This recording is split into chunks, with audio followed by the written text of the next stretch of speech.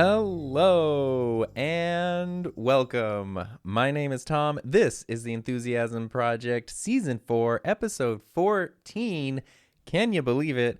Few different things happening today. So let's get up to date before we jump into everything. First, this is the first podcast I've done in a while where it's just me. But it's sort of not just me because I'm also doing a video version of this. Last week's episode, Heather and I experimented with recording some video, and I put that out on Patreon and for YouTube channel memberships, and I got some pretty decent feedback about it, even though it was very rough. And so today I'm doing everything by myself. I got the ATEM Mini Extreme ISO, which is just this thing with a whole bunch of buttons. If you're watching, you can see. And I've been trying to figure out like how to program these things called macros, which will let it switch automatically between cameras, because I have like my regular shot and I've got a wide shot of the whole studio just to add some visual variety. And I've been having, limited success today. So I might just be popping around and doing that. But this could be kind of cool because what I'm talking about today is going to be a little more visual. And I figured, hey, check it out. I can actually, I can do screen shares and show people what I'm talking about. So that could be useful. But if you're just listening to the audio version, which is most people, then it should also still be fine. And yeah, if you want the video version, here, check it out. Remember we talked about monetizing podcasts? This is how I have decided to do it. If you want the video version, it's available on Patreon and it's available on YouTube channel memberships. We could talk about monetization in a while. So let's contextualize everything because I'm a big fan of context. First and foremost, we had the whole secret series where I transitioned out of my job and that kind of stuff. And then transitioning away from that was last week's episode with Heather, where we had our discussion. And now we're kind of getting back into just normal topics and things, which is why I chose today's topic. And I'm super excited about it. I've been really digging in and doing a lot of research, which is luckily very fun for today's topic. But to kind of go back to what we were talking about in a previous episode was figuring out monetization for a podcast. That's not today's topic. I really did look into running ads. People sent me messages saying, that they would be cool with ads, they wouldn't want ads, that they would only want ads at the beginning, or they would only want ads in the middle of the show. And truth be told, the payout for podcast advertising sucks. It's really bad. And I guess unless you're like Joe Rogan or something. So for me, it would be I could get maybe $30 for an ad, and that's a lot of work and a lot of it's just not worth it. Juice ain't worth the squeeze, as they say. And so it's just not worth it. And so what I decided was I was doing this big decision between Patreon versus YouTube channel memberships, and I ended up going with both, which is kind of not what I expected to do. And they've been really fun. Channel memberships, they're all kind of the same. So I try to make sure the main content is the same across both, so it doesn't matter what you subscribe to or pledge to or whatever. But there are sort of different things, and just on my end, YouTube is obviously more YouTube related, and Patreon is more versatile. So I figured that would be a great way to monetize the podcast. Was, if you like it and you want to support it, you can hop over onto Patreon and sign up there. It's just patreon.com/TomBuck. It's in the links, or not. And if you don't want to, that's cool too. It doesn't matter. But if you want that sweet video version plus whatever other weird stuff, I think Patreon and channel memberships are the closest I'll ever get to having a second channel, because that's where I can put just other things. But yeah, like I said, the perks are essentially the same. YouTube, the bigger perks are if you do a lot of live chats or you want to jump in, you get custom emojis and little badges and things. But if you're not active on the YouTube platform, that might not matter to you as much. And so Patreon would be great. Anyway, that's that stuff here. And it's important. I'm trying to transition now. It's important to figure these things out because they can help stuff to be sustainable, and they can help you to provide for yourself and support yourself, not unlike a YouTube creator that I'm going to talk about today. And that's a smooth transition right there, because I have been legitimately at this point, I would call it an obsession with a YouTube channel from a guy named Joel Haver. So we're going to talk all about that today, and not just why I like it, because there's a lot of reasons there, but also like sort of what I've learned from this other YouTube channel, and also like how it sort of reinvigorated me. And I'm really grateful that I stumbled across it at this specific time in like my life and my own journey, because that's it. It just fits really, really well. So you may or may not be familiar with Joel. If you're not, you will be after this. And I promise you, I just listen, just listen to the explanation, and then I think you'll get it along the way. So for those of you who are watching, I set up a little screen sharing thing so you can actually see what I'm talking about.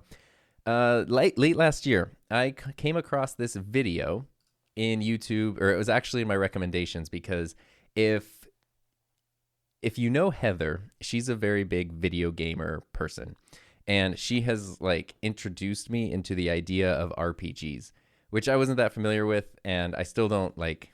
I like the story in them. I don't like all the like constant battles and stuff. That was like her favorite part.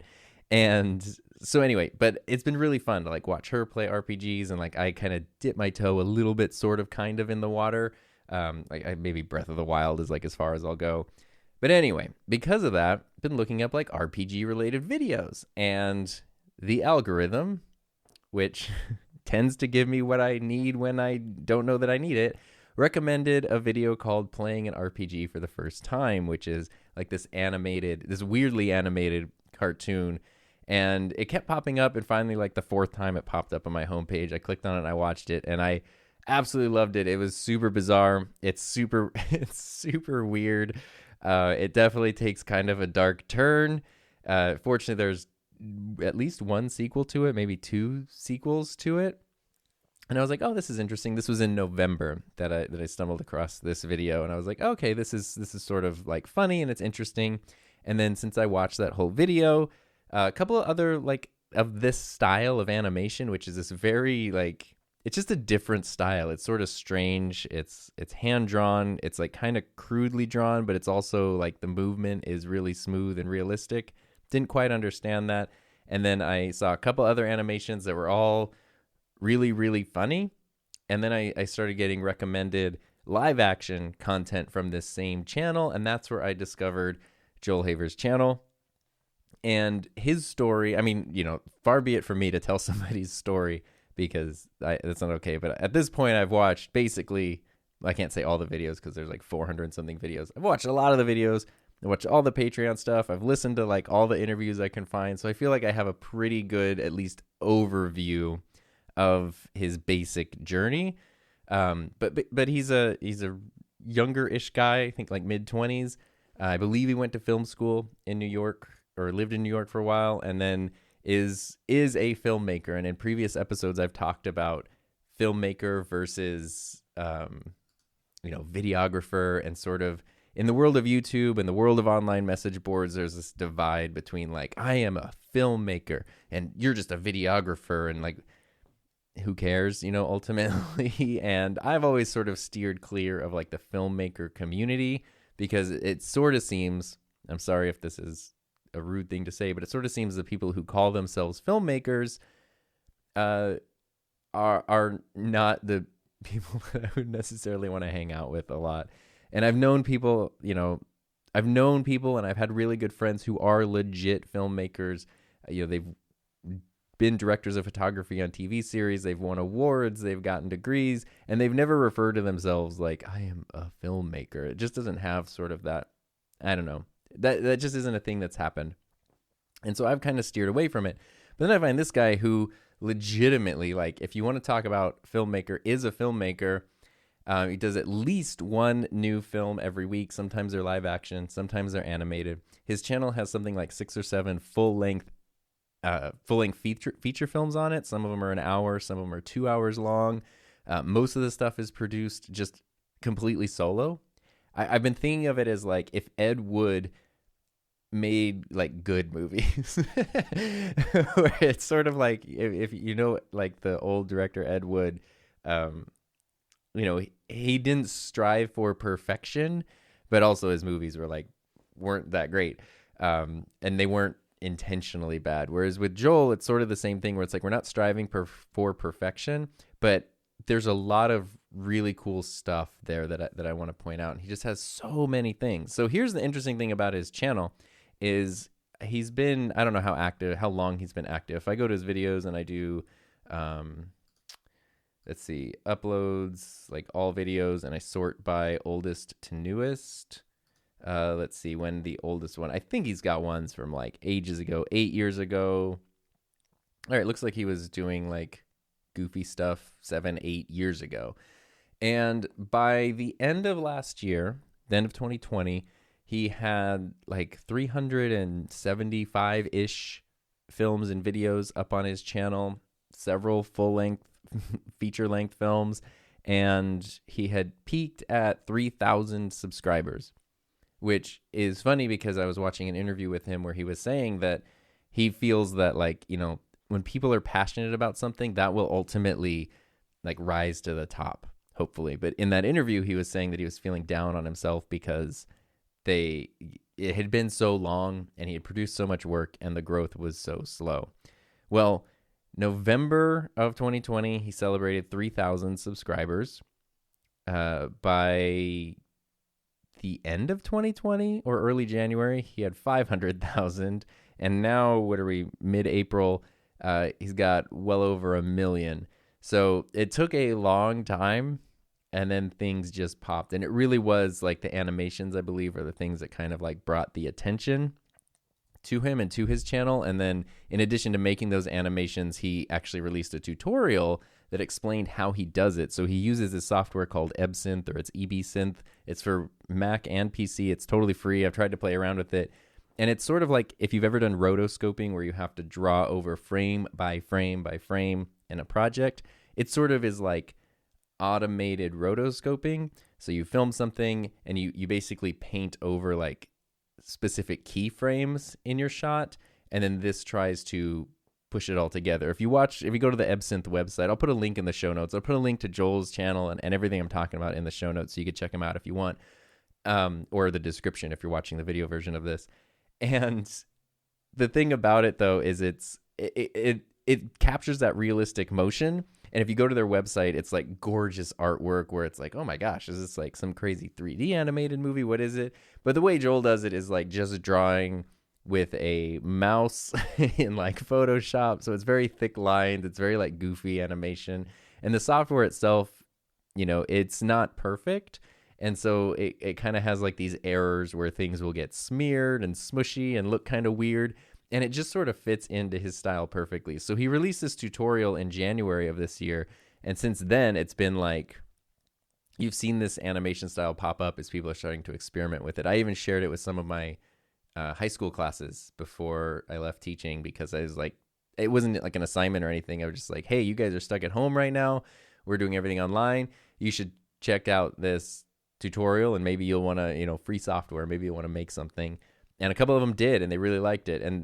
And from there, I think those things, like this crazy animation style, this huge library of work that's all good stuff, whether it's live action or animated, and then like helping the community learn this new skill, I think those are all things that just sort of played into helping his channel grow. And it's been interesting.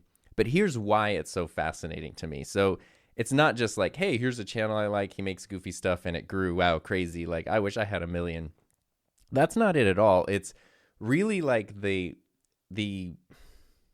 style of it and the creativity behind it, because like I don't know how to describe his videos, but if you go to watch them, they're kind of all over the place. Like these shorter things, whether it's an animation or a sketch, the shorter ones are usually pretty goofy. They might be somewhere between like 1 minute and 4 minutes long, and they're goofy sketches.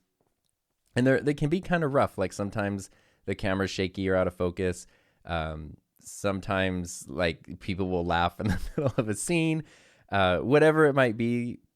But they're really like, you can always follow along. The jokes always land, or it's this bizarre thing of like, is like the joke is this a joke kind of a thing. It's very absurd. So if you go check it out and it's not your type of humor or your type of style, I totally get that.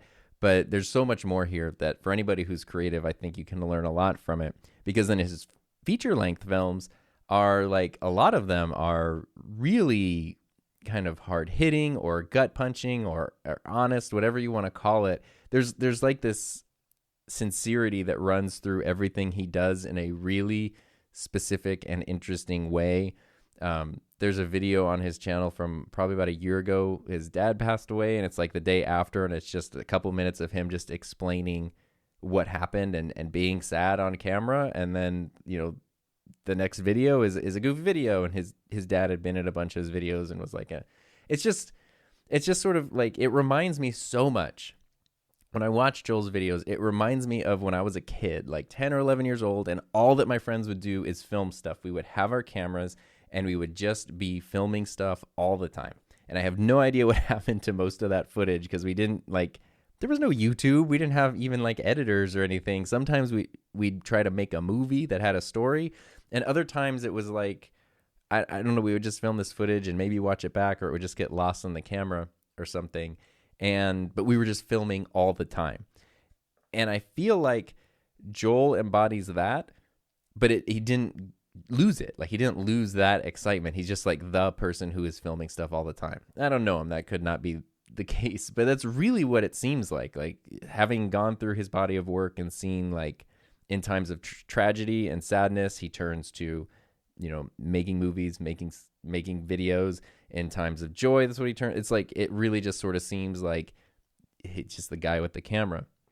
Now, where this gets really interesting to me is when it goes to his background, because somebody who has, had a history in film and gone to film school and all that kind of stuff, it seems like he is rejecting a lot of what comes out of that. And he's posted a few videos. There's one on his channel called You're Already a Filmmaker, which I'll put a link to in the show notes. And it's basically him explaining that you don't need, like, it's basically him just pointing out why the traditional film industry route doesn't work for so many people, and how skewed it is, and how unfair it is, and how you're paying a bunch of money to submit your work to a festival so someone can watch it and then reject it. And instead, you could just go on YouTube and make something and post it to whoever you want. You don't need permission for that. You don't even really need a budget.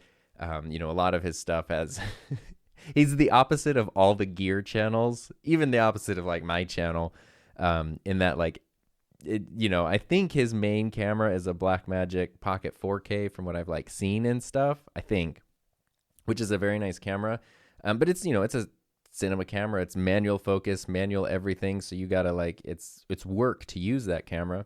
And then, like, if there's a secondary camera, half the time it's like some old VHS thing that's, like, terrible quality. And it's like, it doesn't matter, because he just continues to make stuff. And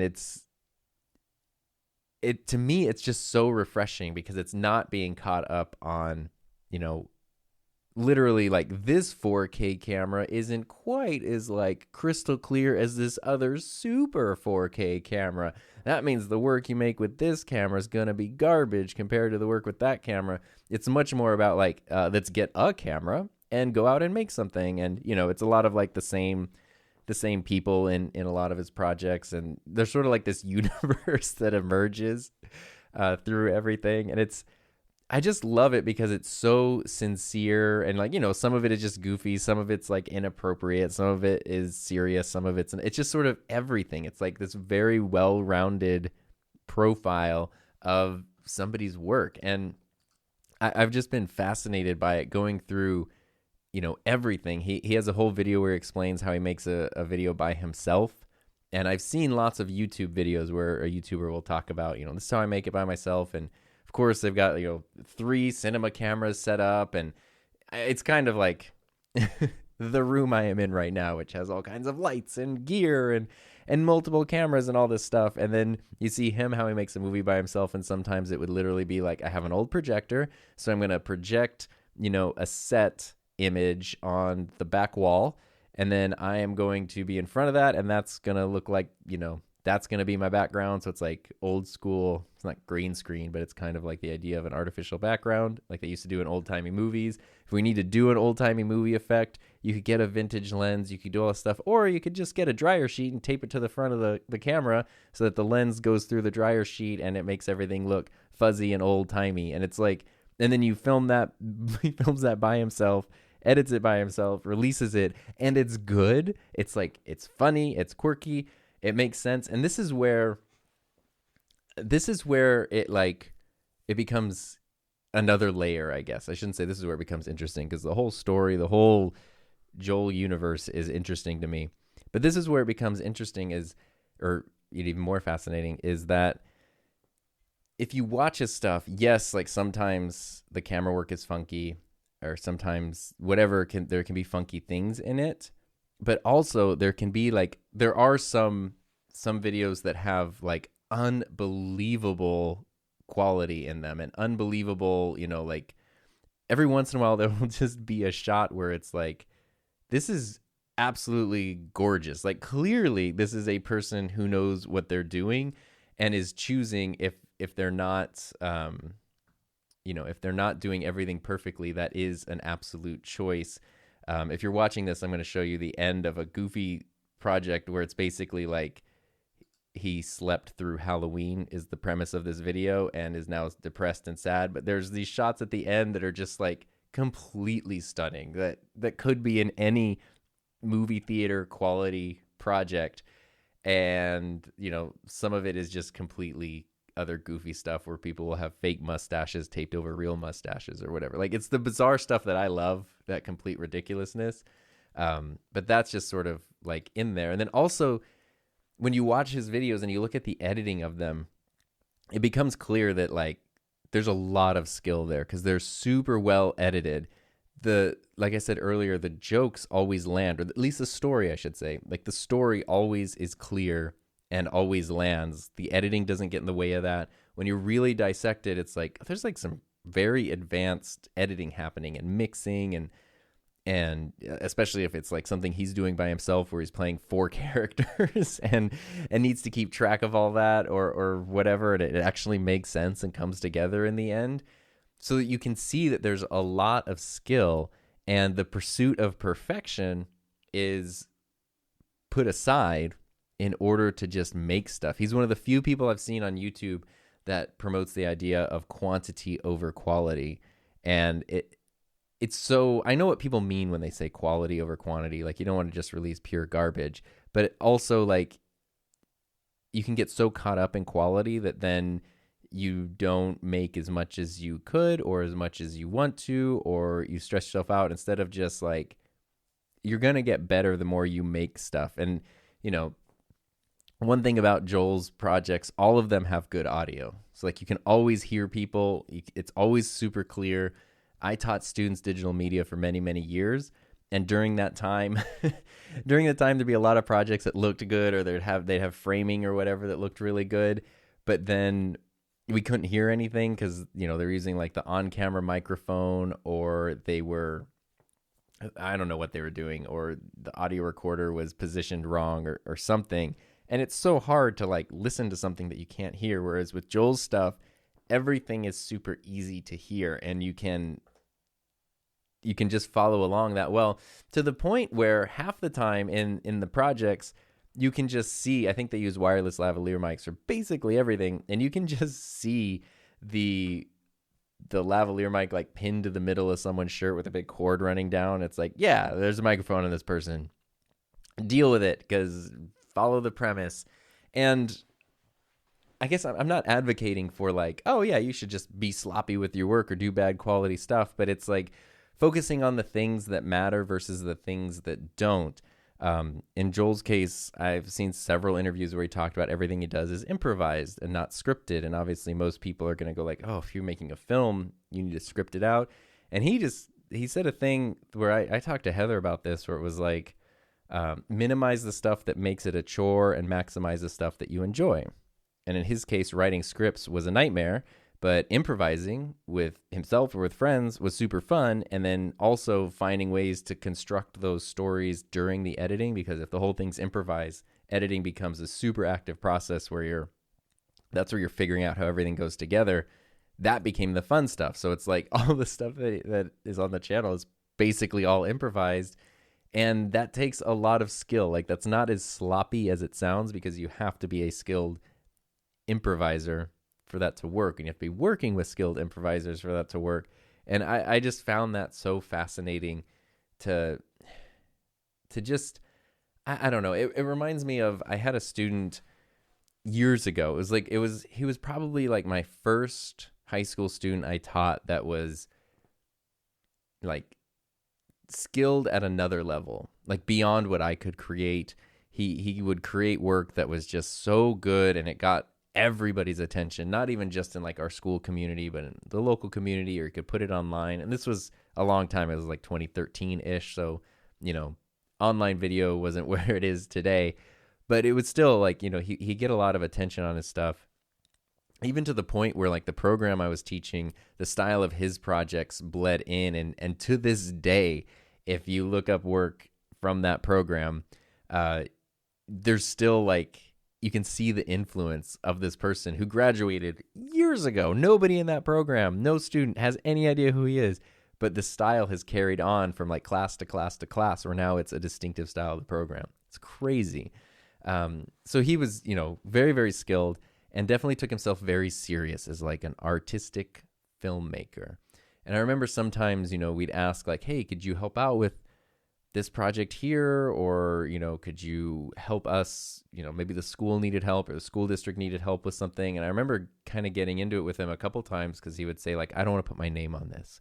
My name is worth something. My name shouldn't be on this. And it's like, okay, I get what you're saying. As an artist, you've got your standards and you've got your image, but it's like, dude, you're in high school, and I know that like you're a big deal in our high school of 2,000 people, but that's it.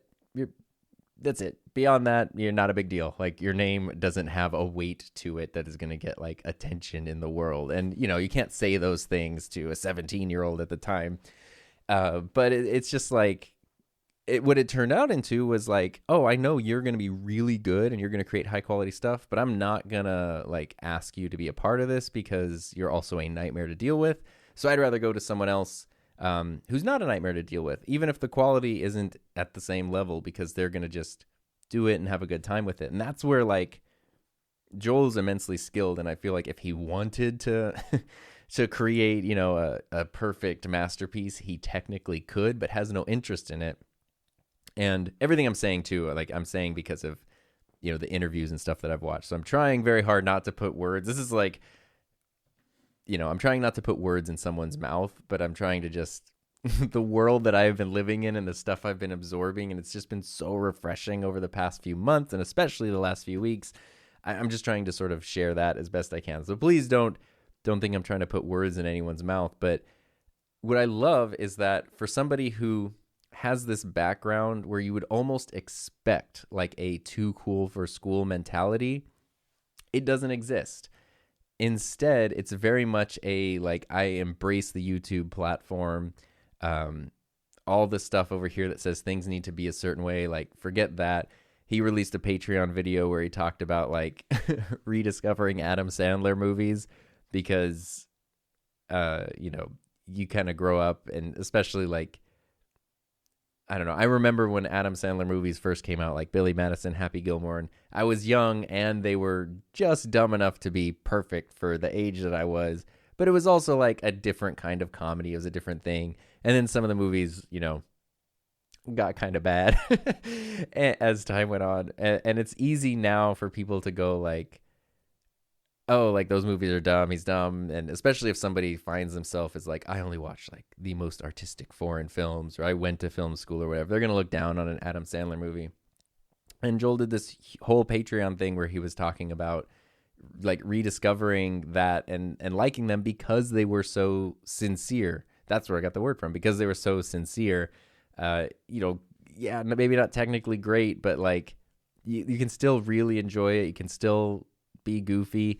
And the reason that this is important is when it comes to YouTube. So now he went from the point of, trying to grow this YouTube channel for years and years and hundreds of videos, to now it suddenly, almost overnight, becoming a full-time, it was a full-time job, but now it can actually full-time income, I should say, like more than enough to get by on.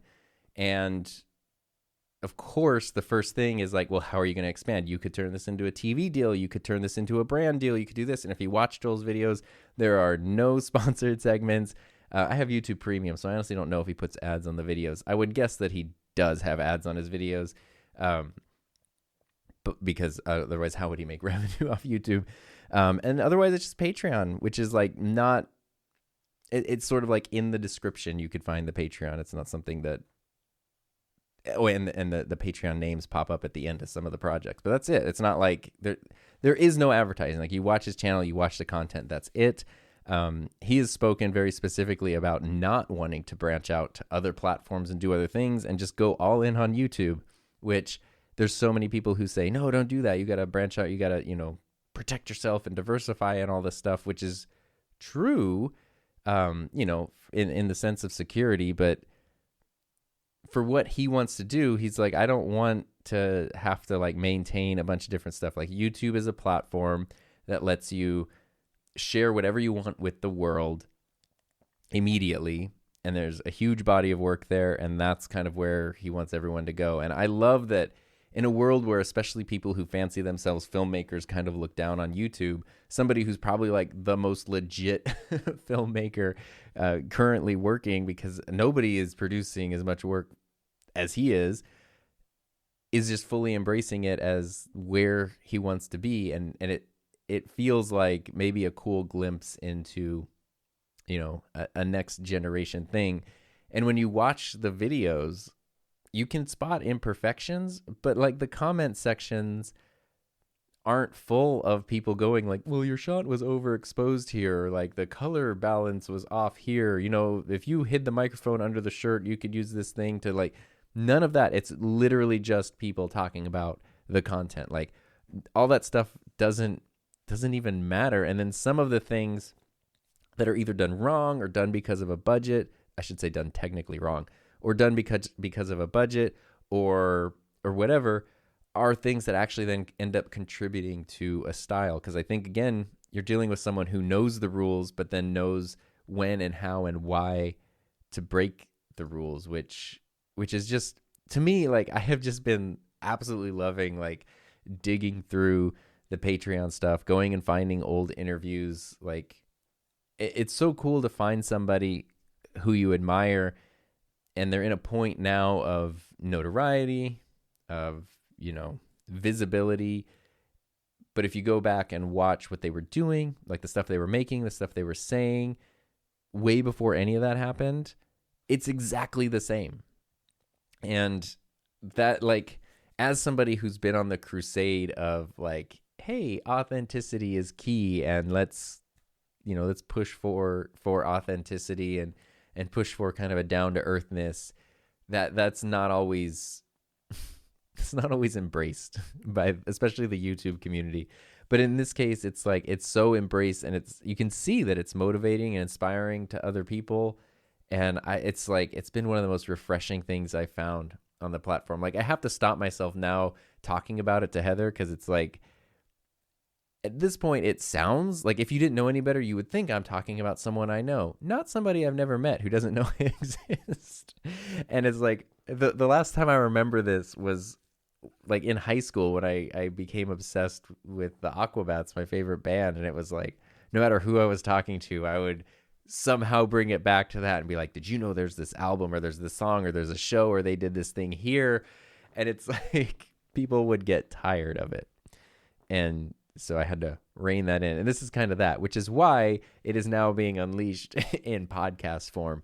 But also, more than just me wanting to say these things, I wanted to share it specifically with anyone who's listening or watching this, because since so many people who, are involved with this podcast, or who listen to it, are people who make things themselves. And I feel like, obviously, if you're listening to this, and if you've gone 34 minutes into me talking about this subject today, you're on board, clearly. I feel like you and I probably have similar ideas, similar approaches to stuff. And it's just something that's really cool to go check out, like somebody just making stuff and doing it their own way, and not, it's like just sort of, I don't want to say a lack of awareness of like what's in the world, but just a lack of concern for what's popular or trendy, or the cool way of doing things, and just doing things your own way that works for you. And I'm so happy to see that paying off for somebody. And so I hope I hope it continues, because I am a huge, huge, huge fan of that. And it's just, it's just such a great counterbalance to everything else that we're seeing, to everything else that we're exposed to, where, the other day I was going on one of my bike rides where I just think about stuff. And I talked about this specifically with Bhav Sharma on, I don't know, either her podcast or mine. I don't remember. But I talked about looking at things critically, where for me, for better or worse, I tend to look very critically at stuff when I'm like thinking about it or watching it on my own. And I really point out stuff that I don't like, which I kind of wish I did this less. But the reason that I do that is I really like identifying things I don't like so that I can make sure to avoid doing that in my own work. Doesn't mean that it's objectively bad or wrong or anything like that. It's just, I don't like this. So I want to make sure, like, what don't I like about it? Because you could find something and say, I don't like it when someone does this, and then you just don't do that in your work. But it doesn't mean that you might not accidentally like do something similar. So that's why I like breaking it down into why don't I like this thing? Why does this thing bother me? And then I get a better understanding for it. So then I feel like I know exactly what to avoid in my own stuff as best I can. But the problem with that is it can put you in a really negative headspace, because you're just being critical of stuff. And sometimes you just want to, like, sometimes to counteract that, I'll go through stuff. And especially if I feel myself being annoyed or irritated, I will just try to find positive things, like, oh wow, like this video is edited really well, the sound quality is awesome, it looks like the person's having a lot of fun while they're making it. Like, just try to go like, okay, let's find positive things to do here. But the reason that I bring that up is what I was thinking about the other day was just how much everything in my specific feed, in my little world, is starting to feel like a commercial. And I think we've talked about this before here, but it's tough when you're gear centered. And I know, like, I just spent however long talking about Joel, who like could not be less gear centered at all. But I like, I love gear. I love equipment. It's fun. It's interesting to me. And I like talking about that stuff. But there is such a difference in the world of gear to go, okay, here's my camera that I use. Let me tell you about it, why I like it, how I use it. Like Joel making his tutorial about Absinthe and explaining, like, this is the software I use, this is how to use it. It's something he stumbled across and found and started using, figured out. It's wonky and, just kind of leave it at that. That's just so different from, like, this video is sponsored by Absinthe. Like, let me show you this new animation thing that you could do here, or whatever. I was talking to a friend who was was having to decide if they wanted to accept a sponsored deal for their channel for a stock footage company, which the company is great. The product delivers everything it's supposed to be. The paycheck would have been great, but they don't use stock footage. In fact, their channel, if anything, is teaching people how to film their own footage. So they were like, there's nothing ethically wrong with accepting this, but I don't use stock footage. And we talked it through, and he decided not to go through with it, which was a lot of money to turn down. But that's just where it's like, there's such a difference in those approaches. And, it feels like so much is put into, like, okay, this new product came out, so let's all make videos about the new product and essentially sell the new product.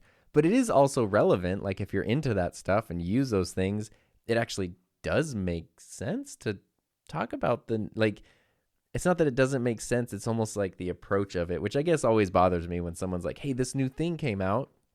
It's amazing. Look how awesome it is. And then you never see it again in another video. And it's like, I thought that was the game changer. Why are you not using it anymore? And it's like, well, because it was just for that one video. And then that's where it's like the sincerity disappears, and there's always one more thing to buy. And it's really tricky, because sometimes you'll find a channel where somebody is very invested in a specific brand, and then they will do sort of everything they can to, be objective when talking about products from that brand. But sometimes it really does feel like they can't even avoid trying to tiptoe around even criticism and stuff so as not to jeopardize their relationship with that brand. And, like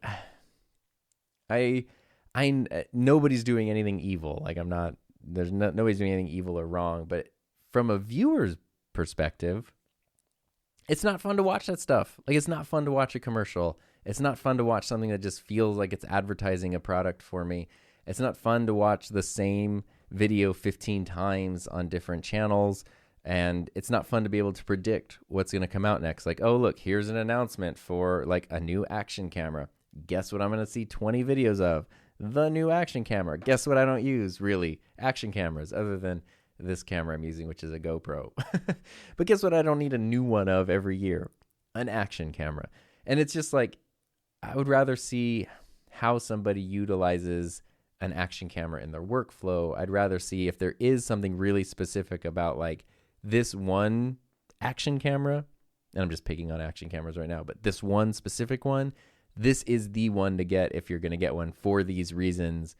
I don't know. I think I'm probably getting too off track here, but that's kind of where it just sort of seems like so much of at least the world, the YouTube world where I spend a lot of time in is, a lot of gear, a lot of things that feel like commercials, a lot of that stuff. And so finding the opposite of that, especially with somebody who's, like somebody who's just constantly making, I don't know where Joel is right now. I'm going to guess he's working on a project right now in some way, because it'll probably pop up on YouTube in like 2 or 3 days. Because even though he says there's a short film every week, there's like 2 or 3 usually. So I figure he's always working on something. And that person doesn't care about gear really at all, other than like, I need a camera to capture images. I need a microphone to capture sound. But it doesn't have to be like, oh, you're using the original Canon R and not the R5. And why would you even use the R5? Because the A7S III is just a better video. Like, I know those discussions, like I have them. There's value to them. I'm not trying to just like poo-poo over all of that, but it's nice to just get away from that and focus on like making stuff or having fun with it. And that's where it's like, I try to focus more on like down to earthness in when I talk about things. So that way it's not just like, hey, look at this $5,000 piece of equipment that like, why would you spend the money on that? That's a lot of money, versus like, hey, here's a thing. I think it is really helpful, even if it's a little bit expensive. Like, here's how it could fit into this specific kind of workflow. Here's how I use it. Like, try to kind of be down to earth with stuff and balance that out with my own interest. And like, I really do like gear and stuff. One of the first things I did on the internet, this was like 1998, must have been, was I used to go to eBay, which must have just started around then. And I used to search up like video cameras, not because I could buy them. I was in middle school. Like, I could not afford, I didn't have a way to buy things online, but I would just look up video cameras so I could see pictures of video cameras, because you couldn't go on YouTube and watch some super crisp high definition review where someone's showing you every side of something. You could maybe go to like the Sony website and see like their promotional images for like the new Handycam or the Canon website or whatever. But if you wanted like real world stuff, you go to eBay, look up a camera listing, and then they would have, all the pictures of that camera, which to get the pictures, they probably had to take a film camera, go get it developed, and get the pictures put on a CD so then they could put them in the computer. It's a totally different time. But that's what I would do just to see cameras. Like, I really like cameras and gear and equipment and that kind of stuff. So I'm not in any way saying that that's a bad thing. And there are other people out there who do. And, like, God, I'm just trying not to ruin any chance I have with somebody I like ever wanting to do anything with me or have anything to do with me, because they're like, were you just like crapping over what I do? No, but I do get tired of my video feed being commercials, and then I get sad when it's just like, I guess I get sad when I see someone with something like YouTube, this unlimited creative outlet, and it's almost like they've just turned it into client work. And there's nothing wrong with sponsored content or anything, I've come to realize that. But when you see something where the only stuff that's made is sponsored content, it's like, man, you're just working for clients now at this point. You could be doing your own thing. I don't know the numbers and the financials, and obviously, there's a whole behind the scenes for every person, every journey. But it's just so different. And I love how, that's what the thing with YouTube is. I love how different it can be for everybody, because the opposite, not necessarily the opposite, but a different philosophy. Let me see if I can say this right. Okay. So with Joel, YouTube is his central thing, and he has no problem admitting, like, I love YouTube. I love what YouTube lets me do. I'm like super appreciative of it. I'm guessing he relies on AdSense for some income, but most of his other income comes from Patreon. And that's, I don't know. I guess that's about it.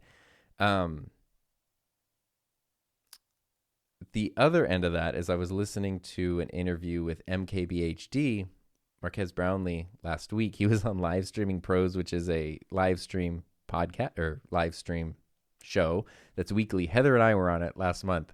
And then Marquez Brownlee was on it this month. Very big upgrade in terms of guests. But what he said was so interesting, because they were talking about the different platforms and his philosophy, which, if you know him, everything he does is like to the highest quality. And it's like the opposite of the Joel perspective of like, yeah, this VHS camera's fine, it's getting the shot. Where it's like, we're going to be filming stuff in 8K in like 2015 when nobody can watch anything in near that quality. That's just what we're going to do, just because it's like his thing of trying to produce the best, highest quality like stuff possible, because that's part of the fun in his case. And I love that about him, because I think that is authentic and genuine, even if it is very gear focused and very equipment focused and very quality focused. I think that's still incredibly genuine. And so where do I want to go with this? Oh, what he said in the interview was, they were talking about the different social media platforms, and Marquez said that, YouTube is obviously like his biggest, that's kind of where people know him from, but he's on everything else. He's on, Twitter, Instagram, TikTok. I don't know if there's other things. That's what he's on. And he said that he wants each of those to feel like its own complete thing. So instead of telling everyone like, hey, I'm here, also follow me here, here, here, here, here, and if you're there, then follow me here, here. Like, if you only know him on Twitter, you will get a complete, like, you'll get everything you need to know just from Twitter. If you only follow him on Instagram, you'll get a complete story there. If you only follow him on YouTube, you'll get everything you need to know there. And so trying to flesh out each platform as its own complete thing, I thought was very interesting, where they could push towards each other, but they don't necessarily have to. Whereas then you have somebody like Joel who's like, oh, no, I'm not interested in other platforms at all. Like, I tried to find his Instagram, and it's literally just pictures of him eating spaghetti is it. Apparently, every time he and his friends or whoever eat spaghetti, they take a picture. That's it. That's the only thing that's on there. So from a brand marketing perspective or whatever, that's terrible. But from the person who's actually doing those things and needs to make it sustainable, it's fine, because it serves enough of a purpose for like someone who's like, yeah, I don't need to be on this platform. I want to focus all over here on that. And so you have somebody who's like, I'm trying to be complete on every platform, and somebody else who's like, I don't care about anything except this one platform. And they can both be successful creators in different ways. And that's where it's like, I kind of want to do an entire episode just about all the different approaches you can take to the same platform, because just the way I'm saying, like, I like this or I don't like that, someone else can have the exact opposite point of view, and it's super valid, and it's so interesting. There's another, I don't know why this popped into my head right now, but there's a YouTube channel called Alpha Gaming, and the guy on there, Harris Heller. Gosh, I hope I'm saying this right. I've only recently kind of stumbled into the channel because we cover a lot of the same topics, and I was noticing like his thumbnails are really good. And so like I'd make a video about a microphone, and then I would notice like in my recommended would be a recommended video for that same microphone, but like the thumbnail was like 10 times better than mine. And that happened a bunch of times, and I was like, what is this channel? And so he has a great YouTube channel, like 500,000 subscribers or something, but then was also a big streamer on Twitch.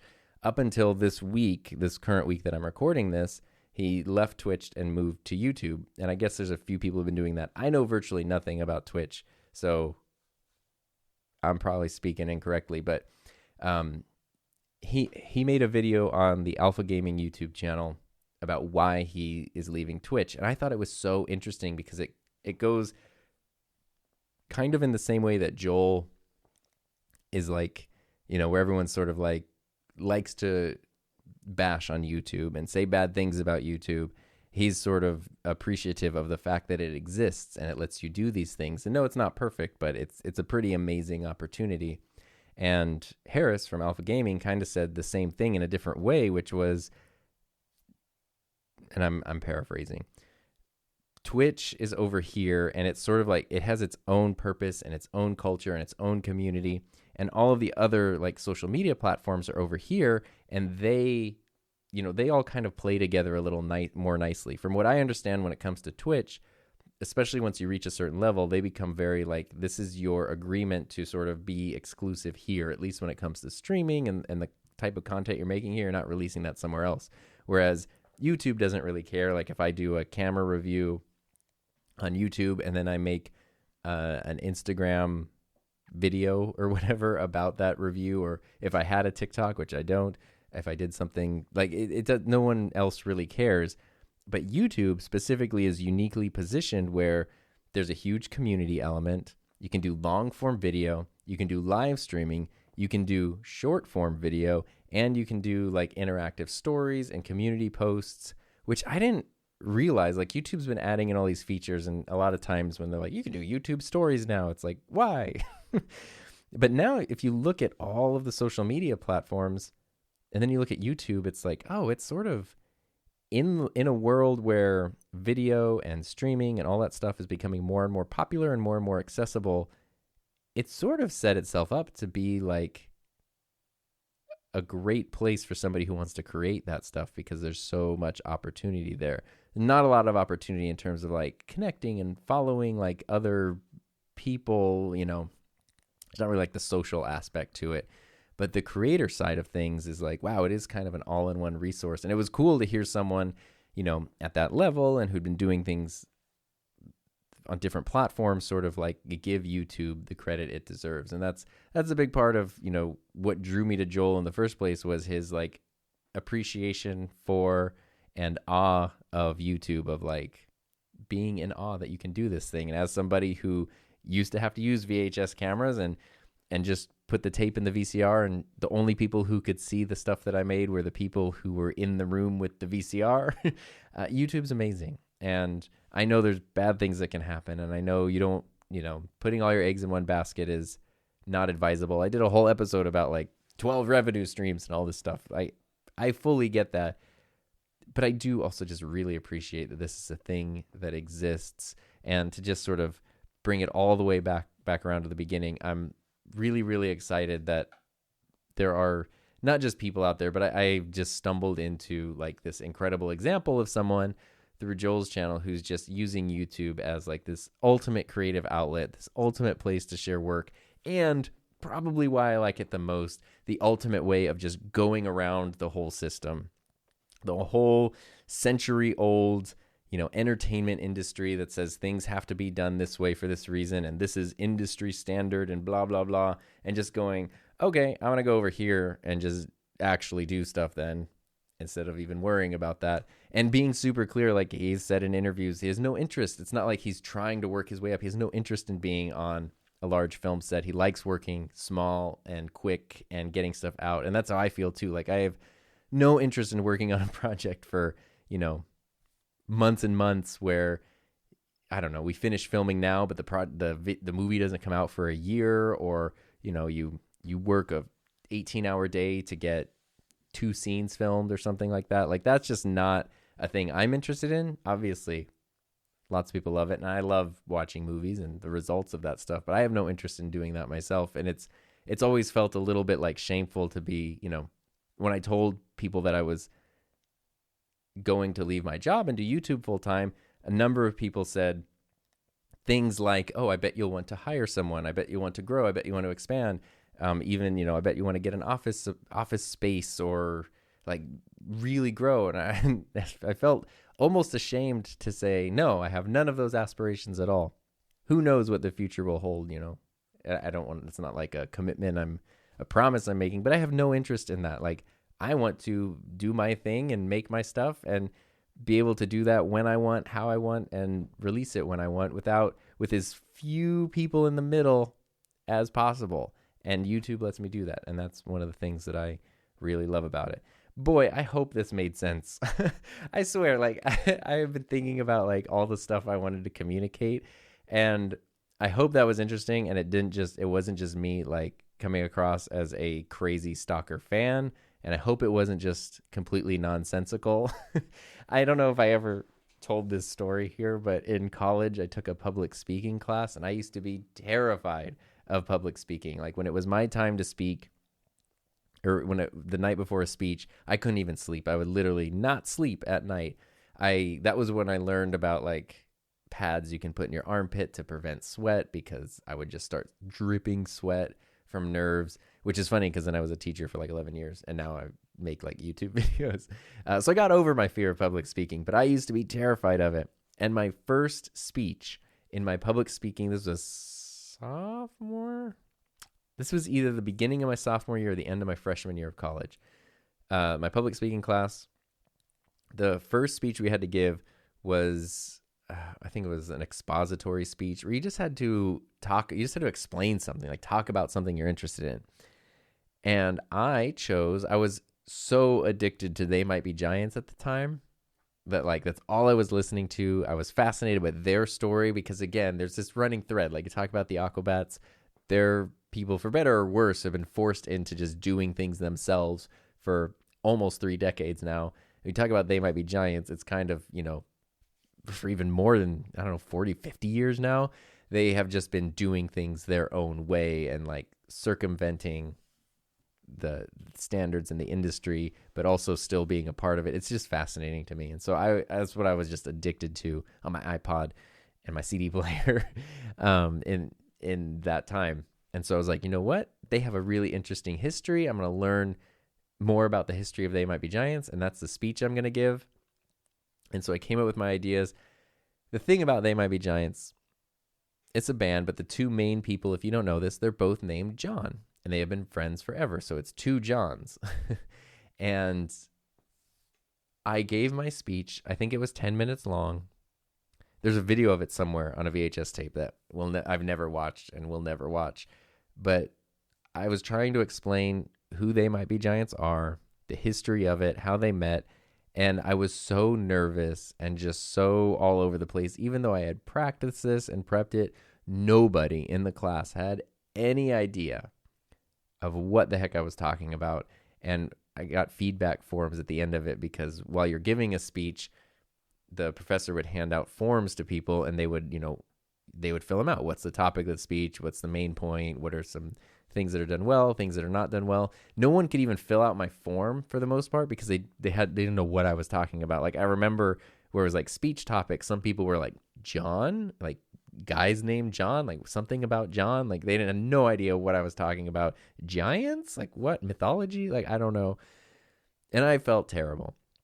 Anyway, I tell you that story to say, I hope that's not what happened today. I hope there's sort of a cohesiveness here, and I hope you check out, some of Joel's stuff just to see somebody who's making things on their own terms. And even though it took 7 years or something, and hundreds of videos, that eventually it paid off for him. And because he had put in so much time, energy, and effort, he was equipped to handle it when it paid off because, you could see how a lot of people wouldn't be equipped to handle that kind of growth. So that's what I wanted to share with you today.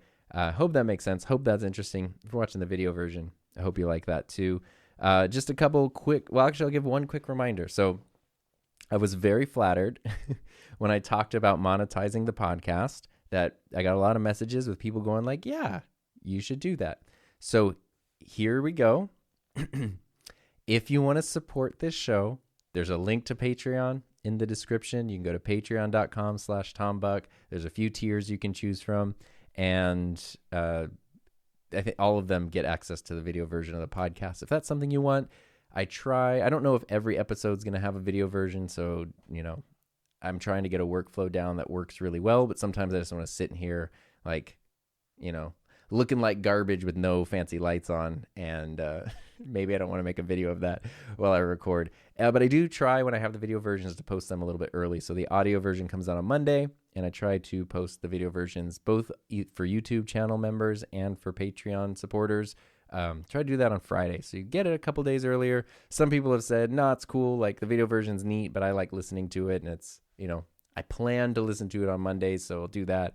That's cool, but it's just something I'm trying to actively like, hey, I have an idea. I'm going to share it with like people who want to support the channel. So you can go check that out if you want, and if not, that's completely fine as well. You are not in any way expected or obligated to do that. So I hope that was interesting. I don't know. We're just trying new stuff today. I have so many things open and so many buttons to press. So I'm going to press the music, and then on the video version, I'm going to press the intro thingy. So I hope you guys have a great, happy, healthy, fun rest of your week. Thank you for listening, or thank you for watching, and I will see you next time.